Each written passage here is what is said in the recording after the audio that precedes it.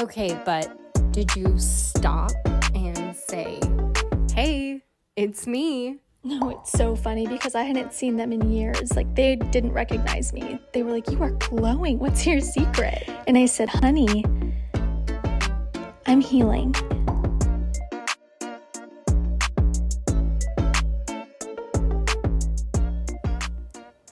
Hello. Hello, Irina. Welcome back to Honey, I'm Healing, everyone. I am one of your co-hosts, Renee.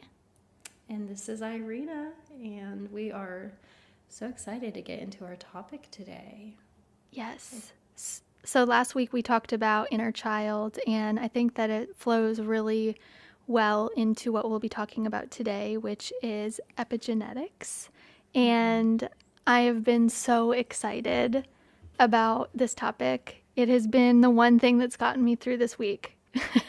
I have just really been looking forward to it. It's something I'm super passionate about. So, me too. It's a dense topic. There's a lot. It is. There's a lot of information. And it's funny because once you finally read the book that I've been trying to get you to read forever, we'll have so much to tie into this too, because The Body Keeps the Score is about what the main character goes through a lot, and there's going to be a lot of really good tie-ins with that too. So we'll definitely be revisiting a lot of this in that discussion, but I'm excited. I feel like, yeah, and I feel like just the reason we're probably even talking about this topic from the get-go is because it will follow us through in many more sessions, so. Oh, absolutely. This is just foundational work. Well, let's start with the foundation. Let's read a little bit of basics about epigenetics and what we're going to get into. Yeah. So the definition of epigenetics is the study of heritable changes in the gene function that occur without a change in the sequence of DNA. So basically what this looks like is we carry trauma or experiences of trauma through gene expression from 3 to 4 generations before us. And this is a concept that scientists have really been studying. There's a lot of literature about it. We'll mainly be talking about It Didn't Start With You by Mark Wolynn and The Body Keeps the Score, which are both phenomenal books, but they're both, like Irina said, they're both very dense. So we'll kind of just be giving a brief overview of them. Yeah, we've got notes. So my understanding of what you just said essentially is we don't carry down the memories through generations. We don't carry down the experiences or manifestations of that trauma that was experienced in prior generations. But there has been evidence that symptoms of that trauma can show up in future generations. Yeah. So scientists have also found, I learned this in It Didn't Start With You, that only 2% of our DNA is chromosomal. So what we mean by that is physical traits. So eye color, hair color, that's only really 2% of our DNA. The other 98% is called non-coding DNA. And that's what makes up our personality, emotional regulation, all those kinds of things within our nervous system, really. And that's where scientists are finding these biological markers, as they call them. And I think that's so fascinating. Yeah, and we don't talk about it enough. When we do talk about our family history, we're always talking about the surface things, our hair, what we look like. Yeah, no, that makes a lot of sense. And he actually kind of talked about that throughout the book of what you don't address gets repeated, basically. So biologically and emotionally, that looks a lot like having these experiences be passed down or reactions that are passed down. And these are things that showed up even in people that were adopted, so people that didn't really know their biological parents very well. And it, I think, is born out of a survival of the fittest kind of evolutionary maintaining stance.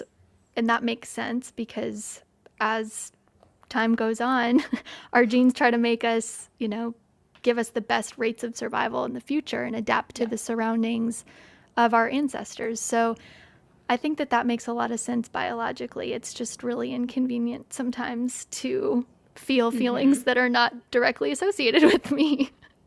Exactly. Like if we look back to our families who have gone through the Great Depression, the wars, they had to live a certain way to survive, and that gets, what's the correct term for it? It gets expressed in our DNA because it doesn't change our DNA. Our DNA is not actually being changed.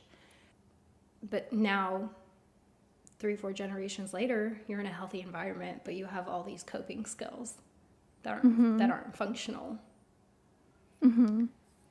So I've got a cool story on that. And yeah, I'd love to hear. I'll kind of talk about my experience with it too. But I'd love to. What's your experience with it? Well, last week we said we are going to kind of look back into our history of our families and see, like, is there any connections in the trauma that was experienced in past generations, and am I somehow reliving, or do I have any symptoms of it? And just a brief little history. I'm going to be talking about my mom and her mom. Before I even get into that story, I think we need to share, like, the biological findings.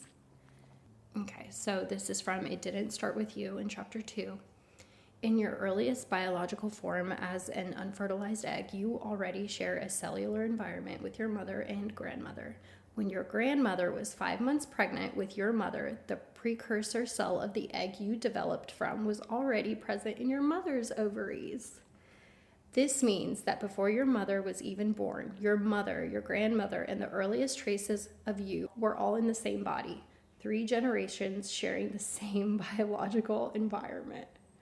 So when I share this story, I'm literally imagining, like, me as an egg in my grandmother in the 1940s. So my grandmother was born in 1930 in Soviet Union. Her parents were Moldovan, Romanian. That's what I am, about 20% of. And they grew up under Stalin's rule. And at the time, my great-grandfather, he was very wealthy. He was a very wealthy peasant, so to say. So he didn't have, like, his wealth wasn't political. He owned a lot of properties. That was, once communism was evolving, that was, like, not allowed. So the communists came to my grandmother's house. She was around 10 years old at the time. And they killed him right there on the spot. Her father, they had taken him, they killed him, and her sister had already gotten married, so she moved away. My grandmother and her mom were sent to Siberia, to a gulag. And so they were there for a couple of years.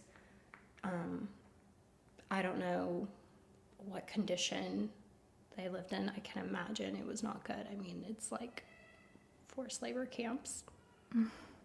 And after a while, they did end up coming back, and I believe it was to Moldova, Chisinau, the capital of Moldova.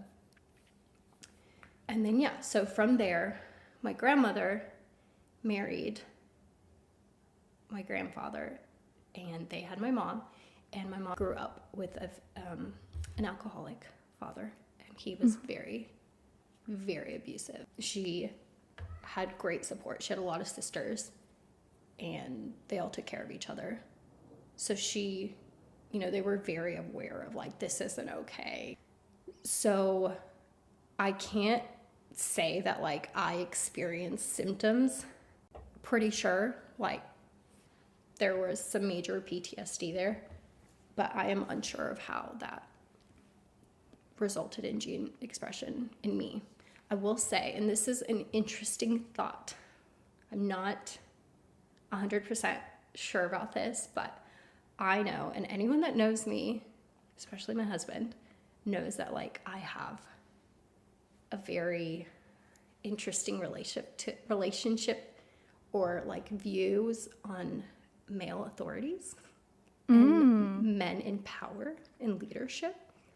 I wouldn't say there's a distrust, but there is I'm never going to stop asking questions, and I'm never going to stop being curious about your intentions of your power and how you are going to use that. Because I can remember as a 14-year-old, I was already rabbit hole deep in government conspiracies. And what 14-year-old does that, And like that's something that has always, and I always wondered about that. So that's like the only thing, like a mindset where I could see myself having that probably could have been useful back in the day. That's amazing. There are undoubtedly things that your ancestors likely passed down to you, because it shows in this book too, or it reflects that women are, when they're pregnant, are constantly incubating and coding or coding the gene expression into their fetus through their placenta, through cortisol levels, through all of these things. Whereas men with sperm, they can, if they encounter something after the fact, after that they, like, the egg is fertilized, that doesn't get translated into their That's true. gene or into their child. So all that to say, it sounds like the fact that your family talked about it at all, or that you even know a lot about it, shows that they were ready to talk about it and they were willing to have hard conversations. So a lot of it could have been processed too, but there's undoubtedly things that come up, like what you had talked about just kind of this healthy dose of skepticism towards men in power. And, I don't think that that's in general. Yeah. Right. I don't think that that's a societal thing. I mean, you're not like a huge Gloria Steinem enthusiast or feminism or enthusiast. I don't see that at all, because you're not anti-men. But no. I definitely, that's incredible. I can't imagine going through that. Yeah. Yeah. So, when you think about like what our ancestors went through, because pretty much everyone, all our ancestors in the 1900s, they've had a bigger experience with war than I'd say what we do in modern times now. And of course, that's not counting military families who experience trauma and loss. But like, we're not having drafts right now. God willing. God willing. Have you seen those things on TikTok that's I'm like actually women that are signed up for the draft, and they're like, no, but I can change him, like, as your gun, like I can change him. I can change his heart. Yeah. Like, this is my OOTD. I saw the ones of like, if me and my husband got drafted together, and like, stop yelling at me. I don't know if you've seen those. No, I can't imagine that. You're bending over to get in position to shoot or whatever, and he's like, your butt looks cute back there. Yeah. I don't know if you've seen those army memes. pants really do it for me. Yeah. Anyways. No, that's really interesting, and it kind of brings up my experience through this. So I first learned about epigenetics and this entire rabbit hole through a really backwards way. And so many of you, I don't know if we shared this or if we edited this out in a previous video, but I have had a really difficult relationship with food for most of my life. And I had been sitting with my therapist in session probably about 1.5 years ago now, and she was just kind of probing me, what do you think the root of that is?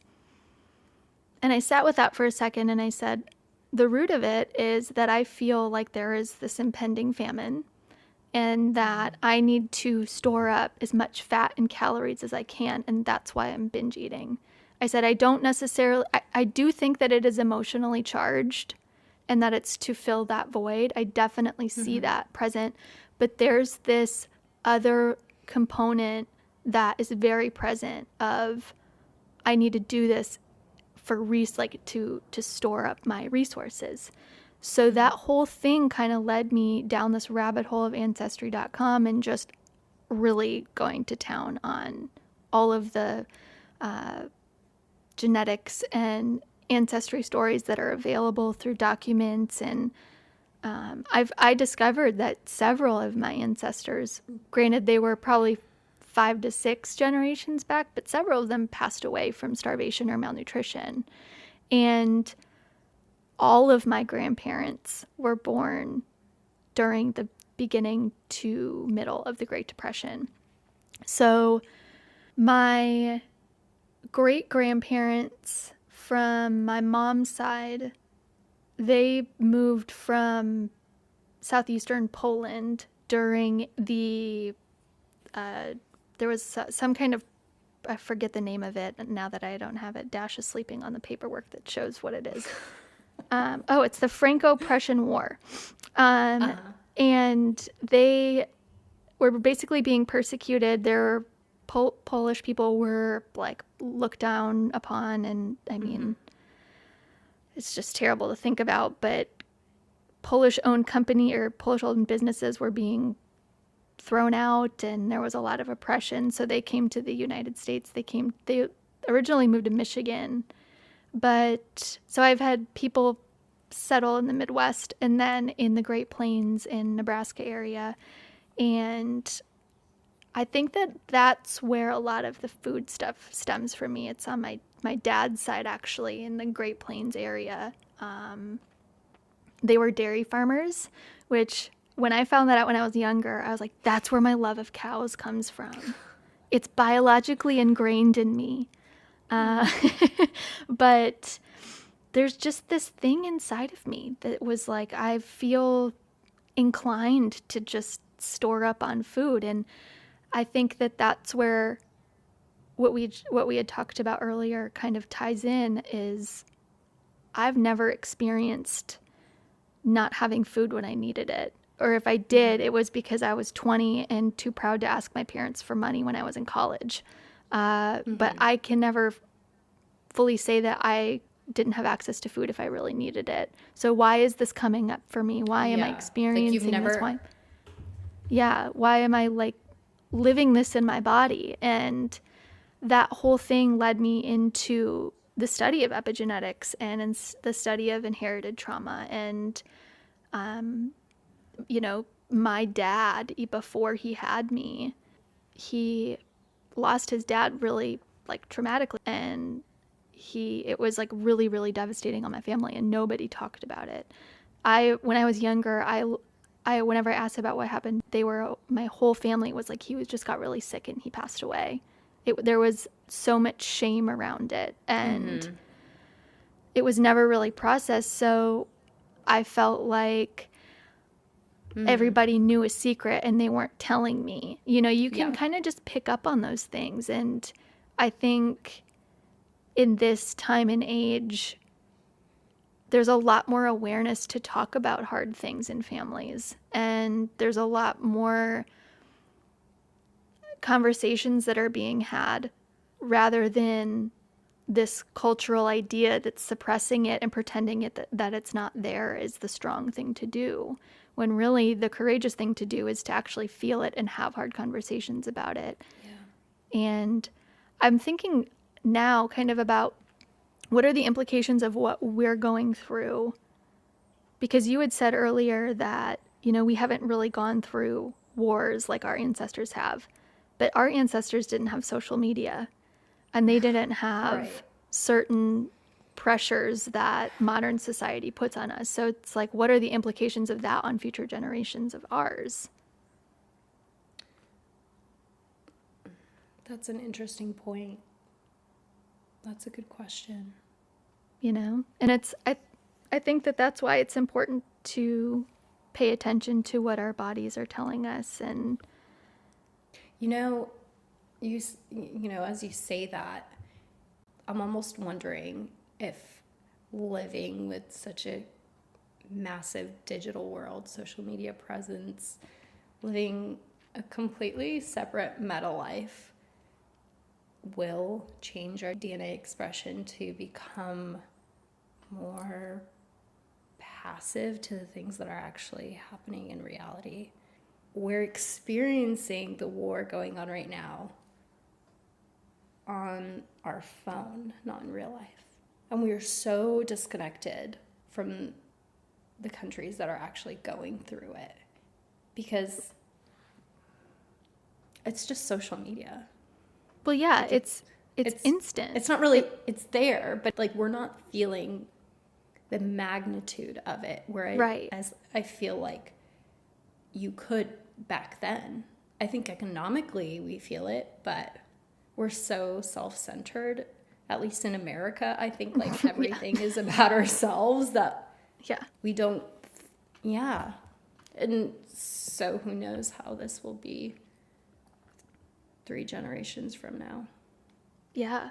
Well, I don't think that we're meant to know everything that's going on in the world. And I think that that's why there's a huge spike in mental health things, or this feeling of existential dread, or, all of these things that are very real and present in, like, I'm not invalidating that whatsoever, because when you constantly see that, you can't help but feel those things. And that's, I think, the purpose of it. But at the end of the day, I think that's where we really need to be present with ourselves and say, how am I feeling about this? Taking a mental inventory and letting it pass through. And that kind of brings up a really good point too of what do we do with trauma or experiences that are, for lack of a better word, trapped in our body, that are from previous generations? How do we get rid of that so that we're not passing it down?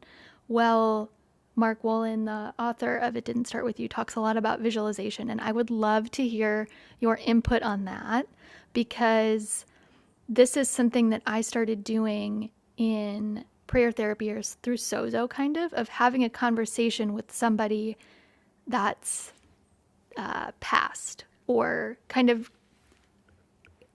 having this hypothetical conversation with them, letting yourself feel the forgiveness or whatever you need to out of it, and then passing it on, or like just kind of moving on. And that images actually play a really healing role in our psychoanalyzation of what we're going through, or even in our nervous systems, which is kind of crazy to me. Yeah, so I think one, because there was awareness of what had happened in my family's past, because it wasn't taboo to talk about it, at least for my mom. I don't know how much of a conversation she had with her mother, and I have never had conversations with my grandmother, but because it was brought to light, I think that one had something to do with the fact that this isn't going to be brought down generation through generation. My mom has prayed so much too about breaking cycles of abuse, poverty, all of that over our family. But interesting that you said like what that imagery can have an effect in changing what's expressed generations later, because when we came to America in 1998, we came as refugees. Because there was still, after the Soviet Union collapsed in 91, the country I'm from, Moldova, like it was still experiencing Protestant persecution, and we were able to come as refugees through Bill Clinton's Refugee Act at the time. And like just knowing that my parents had to bring them to America, like for someone in a third world European country back then to think of like, oh my goodness, we're going to America, I can get a job, I can pray wherever I want to, that probably had something to do with creating a better life and focusing on imagining, a better future and what you can give to your children. And that came out through the things and how they spoke to us about work hard, go to college, live your dreams. Yeah. In the book, he talks about how prayer and meditation actually change neural pathways.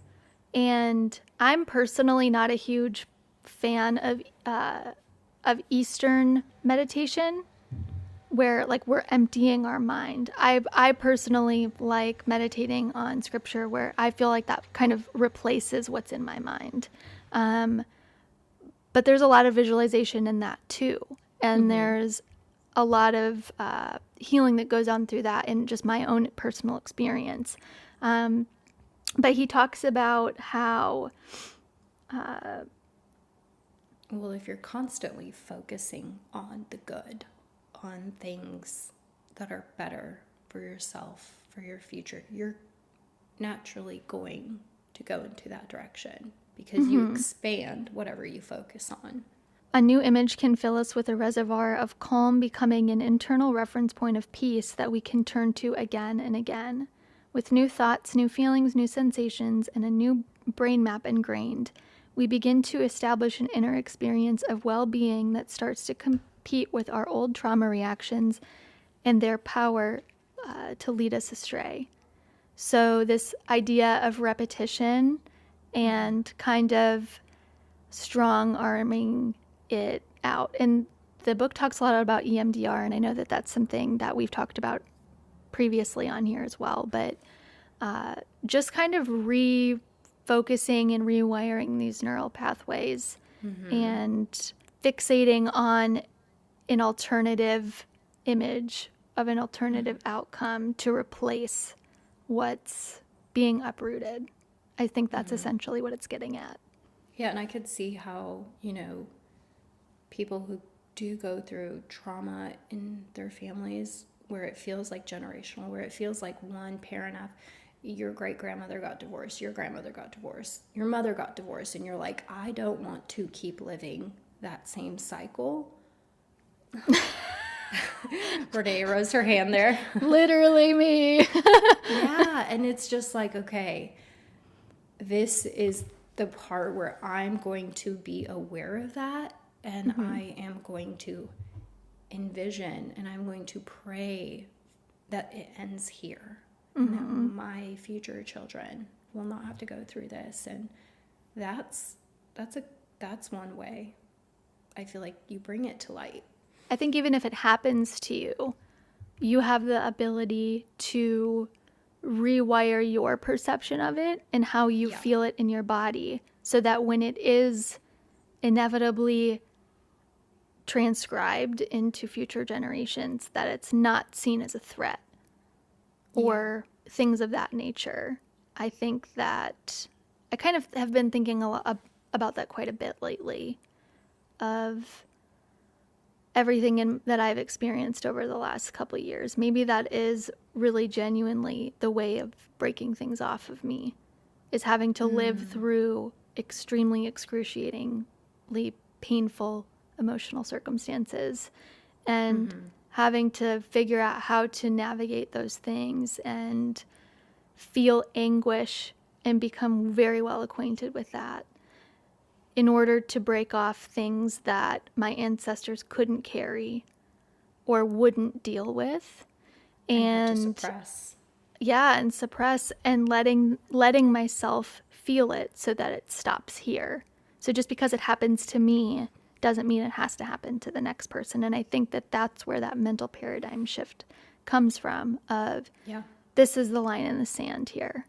Like I'll be the last person that this affects. I was going to say, I'm pretty sure I was the first person to get divorced. In your family? On my side of the family? Yeah. But what's interesting is no, it wasn't my choice. So I will say that because I think that does, because what I hope for my kids is that they do not go through divorce. Divorce is painful for Well, everyone. yeah, I don't think anyone especially for your signs up children. No. to get married and is like, you want to know what would be fun? Getting divorced. That's not. Absolutely. Absolutely. But like, yeah, when I'll look down the line, like, no, I was the first one. But I was the first one, and I'm like, okay, well, we're going to grow. We're going to make sure that we learn things to help our children be in more secure relationships and take their time and find their compatible partner and not date to marry. That's the Are you against culture that? waiting off of me. I think the concept of dating, like, it's to each their own, really. Like, because I was there, and I'm not really like, who enjoys dating, really? At least in your 30s. It's the worst. Or in your late 20s. Who does? No one does. Like, if you're talking about surface level things, it's so draining. So, yeah, once you get older, I think you do intend to date to marry because you are more grounded. You know what you're looking for. You know who you are. But when you're younger, no, I don't think you should date to marry. I think you should date to learn about yourself. I think you should date to learn about other people too, and to see who you're compatible with, to see, do I like someone who is lazy, or do I like someone who's driven? And I think those are all fair things to really search for. And I don't think you should go into dating to just serve yourself or to be served, because that's not date. I mean, I guess that's dating, but that's very selfish. And once again, to each their own. But that's more of that's a person. I think you're a lot more Are you modern. a good person or a bad person? I think you're much more of a modern thinker than I am in that regard. But Yeah. I remember only being in relationships from the very first one that I could see being long term. And I think a lot of that had to do with the fact that I watched my parents go through divorce. Both of my mom's parents were married to one another, but they had been previously married and had kids with their previous spouses. And even, my great-grandparents on both sides, there's divorce. And so with me, that was something I always really dreaded. And I really, I hate, to be completely honest with you. I think it's the worst. I think divorce is the worst. And I think that a lot of beauty can come out of it, but I think going through it is painful. It's really hard, and it's not glamorous whatsoever. No. But I think that for me, it's always been, I don't want my kids to have to go through this. So I totally, completely agree with what you said about how do we create a generation after us that's a lot more self-aware of what they're looking for. How do we guide them in those kinds of things when they're choosing a partner? Because their children will have things inherited from their partner as well. So how do we be vigilant about things that we're seeing in them, and without completely letting that override who they choose? But agreed, completely agreed. But that's also understanding that we are super self-aware of ourselves as a 20-year-old. Oh, and that we are that's a lot to super ask. aware of red flags. And guess what? We're not. As much as we think we are, we're not. I might have been very aware of conspiracies and stuff, but I was not super aware of all who I was as a 20-year-old, heck, even as a probably 24-year-old. So no, I don't, like, our brains are still developing, especially males. Well, So no, I don't think dating to intend to marriage. Date for friendship. Is there anything wrong with that? I don't know.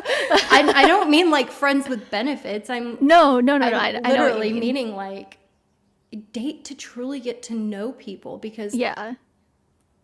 how else do you get to know about yourself? Like, yeah, so I got divorced when I was 24.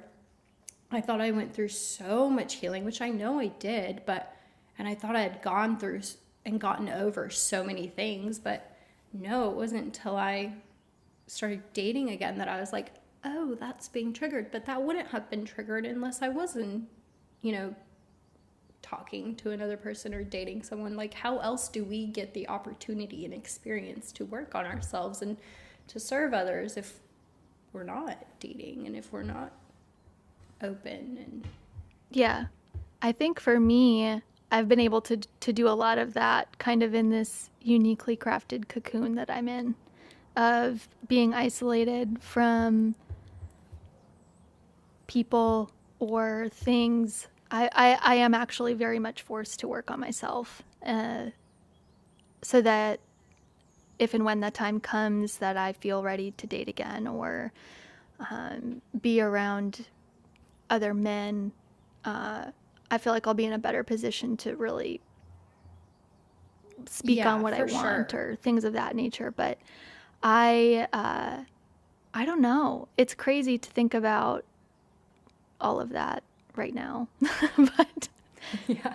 I always prayed, I said, God, if it's not him, I want him to be Scottish.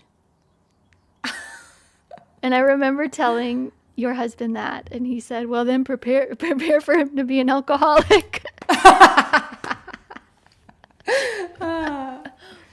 Yeah. But I thought that was so funny. But it makes me think of the husband list that we made for you all those years ago. And again, it's kind of going back to that visualization of, I'm going to construct this image in my head so that I won't settle for something other than that. And I think all but one of them is done or is checked off. It's crazy. There's still one thing on the list that needs to be checked. And it is contingent on somebody else. So, but he checked all the boxes for himself. He's just such a great guy. And that's one of those things that shows that something so devastating can end up being something very beautiful. And I think that gives a lot of hope, at least to me and other people that know your story. So it gives myself hope every day just through how much God can carry us through. And yes, it hasn't been an easy walk in the park, but it's been a very self-aware walk in the park. It's holding each other's hands and holding each other's old wounds. That's a whole other thing of like loving somebody through their own healing journey and helping them out of that space too. While I feel like I would have to be really careful about not becoming codependent in that of let me help you carry that or things of that nature. We're wiping that off of you. Yes. Yep. Yep. But that's what happens when you have an alcoholic parent. You become really codependent. So, my sister and I so birth order and all of that is something I'm super passionate about too. And I know that you probably have a lot to say on that too. But there has been, I forget which book it was in. It might have been in, I think it might have been in, It Didn't Start With You. But it talks about how trauma or these gene expressions can go into one child, but they don't go into the other one. So I'm carrying things that my sister isn't or that my brother isn't. And that's really fascinating to me. And I think one thing else that I wanted to touch on is I think that all of this just goes to show how we really need to be so kind to one another and empathetic to one another because I love how I think his name is pronounced Gabor Mate or something along that nature, but he says trauma is not what happens to you. Trauma is what happens inside you as a result of what happens to you. So when we're thinking about epigenetics and when we're thinking about all of these things, we don't all start off at 0. we're all starting off at different It's true. points. And I think that that's why it's so important to be kind and understanding of just because that wasn't a traumatic thing for me doesn't mean that it's not traumatic for somebody else. And I need to be kind and understanding of that and not gaslight them into thinking that that's nothing. Yeah. But I think the whole thing with siblings is really fascinating. Yeah, well, this was so fun. This And is great. I'm so excited to keep talking about this as things come up. I think we're kind of just creating this catalog of research and topics to kind of intersperse into further conversations that we're having. So I'm excited to see where epigenetics will take us in other conversations too.